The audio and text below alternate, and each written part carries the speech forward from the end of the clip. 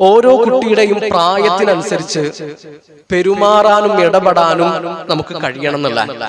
ഉമർ ഇബ്നുൽ Khattab റളിയല്ലാഹു അൻഹു രാഷ്ട്രം ഭരിക്കുന്ന കാലത്ത് അദ്ദേഹത്തിന്റെ കീഴിലുണ്ടായിരുന്ന ഒരു ഉദ്യോഗസ്ഥൻ ഉമർ റളിയല്ലാഹുവിന്റെ വീട്ടിലേക്ക് വരികയാണ്. അപ്പൊ ഉമർ റളിയല്ലാഹുവിന്റെ വീട്ടിൽ ഇങ്ങനെ മലർന്ന് കിടക്കുന്നുണ്ട്. അദ്ദേഹത്തിന്റെ വയറ്റത്ത് കയറിയിട്ട് ആ വീട്ടിലെ ചെറിയ കുട്ടികൾ ഇങ്ങനെ കളിച്ചുകൊണ്ടിരിക്കുന്നുണ്ട്. അപ്പൊ ഈ വന്ന ആൾക്ക് ഇത് ഒരിക്കലും ഉൾക്കൊള്ളാൻ പറ്റുന്നില്ല, ഇയാൾക്ക് ഇത് അംഗീകരിക്കാൻ പറ്റുന്നില്ല. അമീറുൽ മുഅ്മിനീൻ, നിങ്ങളുടെ മേത്ത് കയറിയിട്ട് കുട്ടികൾ കളിക്കുകയാണോ? ഇതെന്താ ഇങ്ങനെ? അയാൾക്കത് ഉൾക്കൊള്ളാനേ കഴിയുന്നില്ല.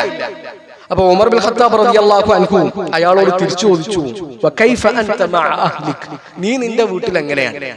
അപ്പൊ അയാൾ പറഞ്ഞു, ഞാനെങ്ങാനും എന്റെ വീട്ടിലേക്ക് കണ്ട് പ്രവേശിച്ചു കഴിഞ്ഞാൽ പിന്നെ ഒരു കുട്ടി ഒരു അക്ഷരം ഉണ്ടൂല, ഒരാളും പിന്നെ ശബ്ദം ഉയർത്തൂല, അത്രക്കും ബഹുമാനവും ആദരവുമാണ് എന്നോട് ഞാൻ. അപ്പൊ ഉമർ ഇബ്നുൽ ഖത്താബ് റളിയല്ലാഹു അൻഹു ആ മനുഷ്യനോട് പറഞ്ഞു എന്നാണ്, നിങ്ങൾക്ക് ഈ ജോലിയിൽ നിന്ന് പിരിഞ്ഞു പോകാം, ഈ ഉദ്യോഗത്തിൽ നിന്ന് നിങ്ങൾക്ക് പിരിഞ്ഞു പോകാം. നിങ്ങളെ വീട്ടുകാരോടും കുടുംബക്കാരോടും മക്കളോടും കാരുണ്യം കാണിക്കുന്നില്ല.